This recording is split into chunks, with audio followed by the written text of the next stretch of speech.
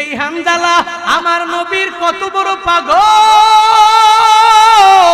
ওই নবী উহুদের ময়দানে শহীদ হয়ে গেল।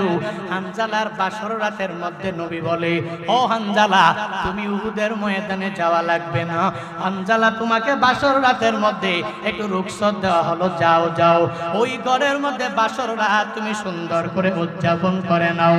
এই কথা বলিয়া যখন হানজালারে বাসর রাতের মধ্যে পাঠাইয়া দিলেন, ওই ঘরের মধ্যে যাইয়া যখন বাসর রাত শেষ করে গোসলের জন্য রওনা, কে যেন হাঁটে আর বলে বলে বলে বলে বেড়ায়, কুতিলা মোহাম্মদ আমার নবী নাই। কেন যেন বলতেছে নবীকে দুনিয়া থেকে বিদায় করে দেওয়া হয়েছে, আমার নবীকে দুনিয়া থেকে শহীদ করে দুনিয়া থেকে বিদায় করে দেওয়া হলো। যখন কুতিলা মোহাম্মদ বলে বলে একজনে যখন এই সংবাদটা বিভিন্ন জায়গার মধ্যে পৌঁছায়া দিল, হানজালার মাথা গরম হয়ে গেল। আমার নবী আমাকে রুখসত দিয়া দিলেন, উহুদের ময়দানে যাইতে দেন নাই, আমি পারবো না পারবো না পারবো না গোসল করতে। দৌড়াইয়া বিবির সামনে গিয়া হানজালা হাজির হয়ে যায় আর দেয়া বলে, ও বিবি আমার তরবারিটা দাও, তরবারি নিয়ে উহুদের ময়দানে আমার যাওয়া লাগবে। আমার নবী নাকি নাই, নবীকে নাকি কাফেরেরা দুনিয়া থেকে বিদায় করে দিয়েছে। স্ত্রী ডেকে বলে, স্বামী আমার না না আপনার যাওয়া লাগবে না লাগবে না লাগবে না, কারণ হলো আগে ফরজ গোসল করবেন, এরপরে তরবারি নিয়ে যুদ্ধের ময়দানে যাবেন, এরপরে যাবেন, কোনো অসুবিধা হবে না। হানজালা ডেকে বলে, স্ত্রী তোমার অন্তরের মধ্যে নবীর প্রতি কোনো মহাব্বত কি নাই? তোমার অন্তরের মধ্যে আমার মদিনাওয়ালা নবীর প্রতি কোনো প্রেম নাকি নাই? ও ছোট হবে না, আল্লাহ তারে বড় বানায়া দিবে, এটা মদিনাওয়ালা নবীর ঘোষণা। মান তাওয়াযু লিল্লাহ রাফাআহুল্লাহ, যে আল্লাহর জন্য বিনয়ী হয়ে যায় আল্লাহ তারে অনেক বড় বড় দামি বানায়া দেয়। এজন্যই তো মদিনাওয়ালা নবীও শিখায়া গেলেন, হে আমার উম্মতেরা দোয়ার মধ্যে তোমরা সব সময় পড়ে নাও, আল্লাহুম্মা জাআলনি ফি আইনি সগীরা ওয়া ফি আ'য়ুনিন নাসি কাবীরা। ও দয়ার মালিক, তুমি আমাকে আমার চোখে তুমি ছোট বানায়া দাও, মানে আমার চোখে তুমি আমারে ছোট বানাও। ফি আইনি সগীরা ওয়া ফি আ'য়ুনিন নাসি কাবীরা, আর অন্যের চোখে তুমি আমারে বড় বানায়া দাও। নিজের চোখে হওয়া লাগবে ছোট, অন্যের চোখে আল্লাহ অটোমেটিক বড় বানায়া দিবে। হে আমার গ্রামের মুসলমানেরা, এতগুলো কথা বলার মানে কি জানোনি? ইবনে কাসির রাহমাতুল্লাহ আলাইহি তিনি জানায়া দেন, আল্লাহ ওটের দিকে ইঙ্গিত করে জানায়া দিলেন, হে দুনিয়ার মানুষ, ওই উটের দিকে তুমি তাকাও, যে উটটারে আমি আল্লাহ এত বড় করে বানালাম, কিন্তু একটা বারের জন্য অহংকার করে না, এত সুন্দর করে বানালাম কিবির করে না। এরপরের আয়াতে আল্লাহ পাক সুন্দর করে জানায়া দিলেন, ওয়া ইলাস সামাই কাইফা রুফিআত, হে কাফেরেরা তুই যে হাঁটতেছো তোর উপরে হলো আসমান, এ বিশাল আসমানটা আমি আল্লাহ তোর জন্য মায়া করে বানাইলাম, সাত স্বরূপ বানাইলাম। এই যে আল্লাহ আসমান বানাইলেন, একটু আমারে জবাব দিবেন, আল্লাহ আসমান বানাইতে গিয়া কয়টা খুঁটি লাগাইলেন?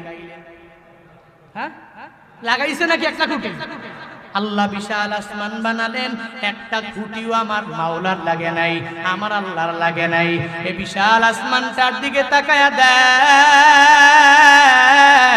এই যে এই পুকুরের এক পাড়ের মধ্যে যখন দাঁড়াও, আর এক পাড়ের মধ্যে দেখা যায় আসমানটা ওই জায়গায় পড়ে আছে, যদি ওই পারে যাও মনে হয় আর এক পারে পড়ে আছে। এই যে গুরগার জলার মধ্যে এক জায়গায় দাঁড়াইলে মনে হয় সাচারের দিক দিয়া আসমানটা ওই জায়গার মধ্যে পড়ে আছে, যদি সাচারে যাও মনে হবে দুর্গাপুরে গেলে কঙ্গাইয়ের মধ্যে মনে হয় আসমানটা পড়ে গেল। এভাবে যদি পুরা জিন্দেগিতে এই আসমানের আগা মাথা টুকানোর জন্য বান্দা বিজ্ঞানীরা বড় বড় রকেট নিয়েও যদি আসমানের এক মাথা থেকে আর এক মাথায় যাওয়ার জন্য রওনা করে, পৃথিবীর সব মহা বড় বড় বিজ্ঞানীরা এরা ফেল হয়ে যাবে, আমার মাওলার সৃষ্টি আসমান ফাস্ট হয়ে যাবে, ঠিক কিনা? আল্লাহ যে বিশাল আসমান বানাইলেন তোমার জন্য আমার জন্য সাত বানালেন, الذي جعل لكم الأرض فراشا والسماء بناء আল্লাহ বলেন আমি আল্লাহর পরিচয় হলো আমি আল্লাহ তুমি যিনি আমি আল্লাহ তোমার জন্য জমিনটারে বানাইলাম বিছানা আর আসমানটাকে আমি আল্লাহ বানাইয়া রাখলাম ছাদ আল্লাহ এত সুন্দর করে তোমার জন্য আমার জন্য ছাদটা বানাইলেন হে কাফেরেরা হে মুশরিকেরা হে বেঈমানেরা হে মুসলমানদের মধ্যকার মুনাফিকেরা কেন আসমানের দিকে তাকাইয়া আমার মাওলারে চিনতে পারো নাই ওই আল্লাহরে আসমানের দিকে তাকাইয়া বান্দা চিনে নাও শুধু তাই না আল্লাহ এরপরের আয়াতের মধ্যে জিবালের কথা বললেন আল্লাহ বলেন ওয়া ইলাল জিবালি কাইফা নুসিবাত হে আমার বান্দারা ওই পাহাড়ের দিকে তুমি একটু তাকাও না যেই পাহাড়গুলোকে আমি আল্লাহ দুনিয়ার মধ্যে পেরেক স্বরূপ বানায়া দিলাম পৃথিবী যখন কম্পনে প্রকম্পিত হয় এটা পেরেক স্বরূপ এই জিবালগুলো পাহাড়গুলো কাজ করে আবার তাকায়া দেখ এই পাহাড়ের মধ্যে কি পরিমাণ খনিজ সম্পদ আমি আল্লাহ দিয়া দিলাম সৌদি আরবের বড় বড় পাহাড়গুলোর মধ্যে যদি তাকায়া দেখো গোল্ডের কোনো অভাব নাই এদের তেলের কোনো অভাব নাই আমরা বাংলাদেশের মধ্যেও পাহাড়ের মধ্যে খনিজ সম্পদের অভাব নাই এই যে সিলেটের জমিনে যদি যাও এই গত বছরের আগের বছর এক প্রোগ্রামের মধ্যে গেলাম গ্যাস ফিল্ডের মধ্যে ঢুকলাম হুজুর বললেন হুজুর ওই পাহাড়ের মধ্যে দেখেন গ্যাসগুলো বুদবুদ করে উড়ে একটা মেসের কাঠি নিয়া একটা দিয়া সলাই ঠাস করে জ্বালাইয়া যদি পাহাড়ের মধ্যে পালায়া দেন দেখবেন ওই জায়গা থেকে অটোমেটিক আগুনগুলো পড়ে ওঠে এর কারণ কি জানোনি এই পাহাড়ের মধ্যে আল্লাহ খনিজ সম্পদ দিয়া দিলেন তোমার আমার জন্য গ্যাস দিয়া দিলেন তোমার আমার জন্য তেল দিয়া দিলেন তোমার আমার জন্য গোল্ড দিয়া দিলেন স্বর্ণ দিয়া দিলেন এই পাহাড়গুলো মাঝে মাঝে যখন ঘোরা হয় কত প্রাচীন থেকে প্রাচীনতম জিনিসগুলো বান্দাগুলো পাওয়া যায় এই যে পাহাড় এই যে আসমান সব কিছু দুনিয়ার কোনো বান্দা বানায় নাই একজন বানাইছে চিল্লা বলো তার নাম ইয়া ইলাহি মি কুনাত শামসু কমার ইয়া ইলাহি মি কুনাত শাজরু হাজার ইয়া ইলাহি মি কুনাত আরদু ওয়াস সামা ইয়া ইলাহি মি কুনাত জাউ হাওয়া আল্লাহ কাফেরদেরকে বলেন এক নম্বরে তুই তাকা উটের দিকে উটটারে আমি আল্লাহ কেমনে বানালাম এরপরে তুই আসমানের দিকে তাকাও কি সুন্দর করে আমি আল্লাহ আসমানটারে উপরে উঠায়া রাখলাম এরপরে পাহাড়ের দিকে তাকাও এই পাহাড়টাকে আমি আল্লাহ কি সুন্দর করে সাজাইলাম এরপরে আয়াতে আল্লাহ সুন্দর করে দুনিয়ার সব মানুষদেরকে জানায়া দেয় ওয়া ইলাল আরদি কাইফা সুতিহাত হে বান্দারা আমার তুই জমিনের দিকে তাকা এই জমিন আমি আল্লাহ কত সুন্দর করে বানিয়েছি এই সুন্দর করে আমি আল্লাহ তোর জন্য বিছানা স্বরূপ বানাইলাম এই জমিনটা তো আমি আল্লাহ নিজেই বানাইলাম আবার তোর জন্য কি সুন্দর করে বান্দা বিছাইয়া দিলাম একটা বালিশ নিয়া আবার বালিশও লাগবে না যদি তুমি গুরগার জলার মধ্যে ঠান্ডা বাতাসের মধ্যে ওই জমিনের মধ্যে গিয়া যদি শুয়ে পড়ো দেখবা অটোমেটিক বান্দা তোমার ঘুম চলে আসলো ওই জমিনের মধ্যে মজা বিছানা স্বরূপ আল্লাহ জমিনটারে বানায়া দিলেন তোমার জন্য আমার জন্য যেই কাফেরেরা এই আসমান জমিন ওট আর জিবাল পাহাড় দেখার পরেও আমার আল্লাহরে চিনতে পারে না মূলত এদের কপালে হিদায়াত জুটবে না দুনিয়ার এত বড় বড় উপমা থাকার পরেও আল্লাহ কেন এই চারটা জিনিসের কথা আল্লাহ কেন বললেন এক নম্বরে উটের কথা কেন বললেন দুই নম্বরে আসমানের কথা কেন বললেন তিন নম্বরে পাহাড়ের কথা কেন বললেন চার নম্বরে আল্লাহ কেন জমিনের কথা জানায়া দিলেন কারণ ওই জামানার কাফেরেরা এক জায়গা থেকে আরেক জায়গার মধ্যে যাওয়ার জন্য একটা উটের মধ্যে বসে গেল অথবা উটের মধ্যে মাল দিয়া দিল উট নিয়ে ঘর থেকে বের হয়ে গেল যাচ্ছে এই উট তো তার সব কিছুর মধ্যকার প্রধান বাহন, উট ছাড়া তার চলবেও না, এক জায়গা থেকে আর এক জায়গার মধ্যে যেতেও পারবে না। আল্লাহ এজন্যই প্রথমত উটের ব্যাপারে জিজ্ঞাসা করলেন, হে কাফেরেরা ওই উটের দিকে তাকাইয়া আমি আল্লাহরে কি তুই চিনতে পারো না? এরপরে আল্লাহ আসমানের কসমটা কেন কাটলেন আর কেন প্রশ্ন করলেন? কারণ উট দিয়া যখন যায় উপরে কি আসমান নাকি জমিন? উট দিয়া রওনা হয়ে গেল, বিশাল আসমান যেখানে যাবে আসমান আসমান আসমান। আল্লাহ বলে, হে কাফেরেরা আমি আল্লাহরে তুই চিনতে পারো না? এই যে উপরে বিশাল আসমান আমি আল্লাহ দাঁড় করে রাখলাম তোর জন্য, দাঁড় করে রাখলাম, আবার আমি আল্লাহ সাত স্বরূপ বানাইলাম, তুই ওর দিয়া রওনা হয়ে গেলা কেন আসমানের দিকে তাকাইয়া আমি আল্লাহরে চিনতে পারো নাই? এরপরে আয়াতে আল্লাহ পাহাড়ের কথা এনে প্রশ্ন ছুড়ে দিলেন। এর একমাত্র কারণ সৌদি আরবে যেখানে যাবেন পাহাড়ের কোনো অভাব নাই, ডানে পাহাড় বামে পাহাড় পেছনে পাহাড় সামনে পাহাড়, শুধু জিবাল আর জিবাল, শুধু পাহাড়ের কোনো শেষ নাই। আল্লাহ এজন্যই কাফেরদেরকে প্রশ্ন করে জানায়া দিলেন, এ কাফেরেরা কেন তোমরা ওই পাহাড়ের দিকে তাকাও না? এরপরের আয়াতে আল্লাহ জমিনের কথা কেন প্রশ্ন করে জানায়া দিলেন? মুফাসসিরিনে কেরাম জানায়া দেয়, এই যে উট যায় ডানে বামে পাহাড় উপরে আসমান, নিচে তো জমিন দিয়েই তো উটটা এক জায়গা থেকে আরেক জায়গায় রওনা হয়ে যায়। এই যে উটগুলো যায় এই সব যায় তো জমিন দিয়া, মানুষও হাঁটে জমিন দিয়া। আল্লাহ বলেন তুই জমিনের দিকে কেন তাকাও না? এত সুন্দর করে আমি আল্লাহ জমিনটা বানাইলাম। এতগুলো প্রশ্ন করার পরে আল্লাহ এবার নবীর উপদেশ দিয়া জানায়া দেয়, আদেশ করে নবীকে আমার আল্লাহ জানায়া দেয়, ফাযাক্কির ইন্নামা আনতা মুযাক্কির। ও নবী আমার, এত কিছু বলার পরেও যেই কাফেরেরা কথা মানবে না, এদেরকে বুঝালেও ধরবে না, মারলেও এদেরকে ধরবে না, আমি আল্লাহ এত উপমা দিয়েছি,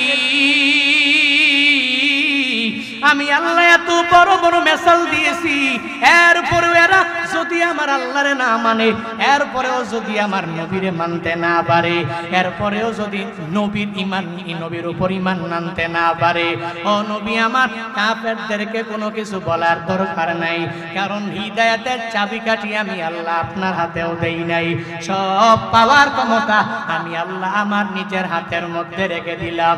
চাচা আবু তালেব নবীর এত কাছে হওয়ার পরেও এরপরেও দেখছেন নবী এত কান্না করলেন। চাচা আবু তালেব মৃত্যু সজ্জায় যখন শায়িত রহমাতুল লিল আলামিন, চাচা আবু তালেবের সামনে যায়া বলতে লাগলেন, ও চাচা আমার, এত পরিমাণ কষ্ট আপনি আমার জন্য করলেন, ও চাচা আমার, মক্কার কাফের বেঈমানেরা আপনার কাছে বলেছে আপনার ভাতিজারে থামান, ওই ভাতিজার কল্যাণ আনার জন্য আমরা যাব, ওই ভাতিজাকে মারার জন্য তারা ফোন দিয়ে আটা যখন আরম্ভ করলো। চাচা আবু তালেব যদিও কাফেরদের দলভুক্ত হওয়ার পরে এরপরেও জানায়া দেয়, না না তোরা পারবি না, আমি চাচা আবু তালেবের দিলের মধ্যে দেহের মধ্যে এক ফোঁটা রক্ত থাকা পর্যন্ত টোকা কেউ দিবে এটা মেনে নিতে পারবো না।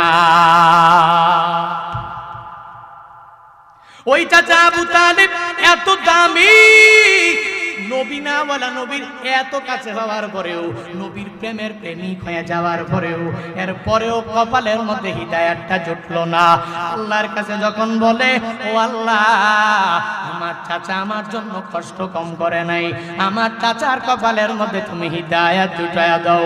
আল্লাহ বলে, নবী আমার, আপনি যারে ভালোবাসেন আর না বাসেন আপনি কাউকে হিদায়াত দিতে পারবেন না। ইন্নাকা লা তাহদি মান আহবাবতা ওয়ালাকিন ইন্নাল্লাহ ইয়াহদি মাইয়াশা। ইন্নাকা লা তাহদি মান আহবাবতা, ও নবী আমার, আপনি কাউকে যাকে ভালোবাসেন হেদায়াত দিতে পারবেন না, কারণ হিদায়াতের মালিক একমাত্র আমি আল্লাহ। আমি আল্লাহ যাকে মন চায় তাকে হিদায়াতের সর্বোচ্চ মাকামের মধ্যে পৌঁছায় দিব, আর যাকে আমি আল্লাহ চাই না ওকে হিদায়াতও আমি আল্লাহ দিতে পারি না। হযরতে বেলাল এত কালো সাহাবী হওয়ার পরেও কপালের মধ্যে হিদায়াত জুটে গেল, এরপরেও আবু জাহালের কপালের মধ্যে হিদায়াত জুটে নাই। আচ্ছা আবু তালেবের কপালের মধ্যেও বান্দা হিদায়াত জোটে নাই, দেখছনি? কারণ হিদায়াত তো আমার মাওলার হাতের মধ্যে রেখে দিলেন। ওই যে হিদায়াত পায়া পায়া এত পরিমাণ দামি হয়ে গেলেন। আমার নবীর সাহাবী হানজালার কথা এমন কোন বান্দা নাই যেই বান্দাগুলো জানে না, এমন কোন মদিনাওয়ালা নবীর উম্মতেরা নাই যে হানজালার ব্যাপারে এরা জানে না। সেই হানজালারে আল্লাহ স্বয়ং ফেরেশতাদের মাধ্যমে হাউজে কাউসারের পানি দিয়া আসমানের মধ্যে আল্লাহ নিজে গোসলটাকে সেরে ফেললেন, গোসল সমাপ্ত করে ফেললেন। ওই হানজালা কি পরিমাণ দামি হয়ে গেল মদিনাওয়ালা নবীর কথা মানিয়া। আল্লাহ এই কথাগুলোই বলেন, ও নবী আপনি উপদেশদাতা, এদেরকে উপদেশ দিয়া দেন, যারা মানছে এরা আমার মাওলার পক্ষ থেকে দুনিয়াতেই জান্নাতের সার্টিফিকেট পায়া গেল, যারা মানে না এরা জাহান্নামের সার্টিফিকেট দুনিয়ার মধ্যে পায়া গেল। হযরতে হানজালার কাহিনী তোমরা জানো, সেই হানজালা আমার নবীর কত বড় পাগল। ওই নবী উহুদের ময়দানে শহীদ হয়ে গেল।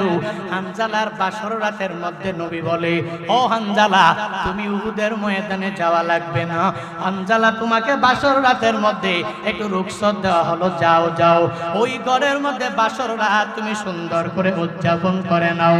এই কথা বলিয়া যখন হানজালারে বাসর রাতের মধ্যে পাঠাইয়া দিলেন, ওই ঘরের মধ্যে যাইয়া যখন বাসর রাত শেষ করে গোসলের জন্য রওনা, কে যেন হাঁটে আর বলে বলে বলে বলে বেড়ায়, কুতিলা মুহাম্মদ আমার নবী নাই। কেন যেন বলতেছে নবীকে দুনিয়া থেকে বিদায় করে দেওয়া হয়েছে, আমার নবীকে দুনিয়া থেকে শহীদ করে দুনিয়া থেকে বিদায় করে দেওয়া হলো। যখন কুতিলা মুহাম্মদ বলে বলে একজনে যখন এই সংবাদটা বিভিন্ন জায়গার মধ্যে পৌঁছায়া দিল, হানজালার মাথা গরম হয়ে গেল। আমার নবী আমাকে রুখসত দিয়া দিলেন, উহুদের ময়দানে যাইতে দেন নাই, আমি পারবো না পারবো না পারবো না গোসল করতে। দৌড়াইয়া বিবির সামনে গিয়া হানজালা হাজির হয়ে যায় আর দেয়া বলে, ও বিবি আমার তরবারিটা দাও, তরবারি নিয়ে উহুদের ময়দানে আমার যাওয়া লাগবে। আমার নবী নাকি নাই, নবীকে নাকি কাফেরেরা দুনিয়া থেকে বিদায় করে দিয়েছে। স্ত্রী ডেকে বলে, স্বামী আমার না না আপনার যাওয়া লাগবে না লাগবে না লাগবে না, কারণ হলো আগে ফরজ গোসল করবেন, এরপরে তরবারি নিয়ে যুদ্ধের ময়দানে যাবেন, এরপরে যাবেন, কোনো অসুবিধা হবে না। হানজালা ডেকে বলে, স্ত্রী তোমার অন্তরের মধ্যে নবীর প্রতি কোনো মহাব্বত কি নাই? তোমার অন্তরের মধ্যে আমার মদিনাওয়ালা নবীর প্রতি কোনো প্রেম নাকি নাই?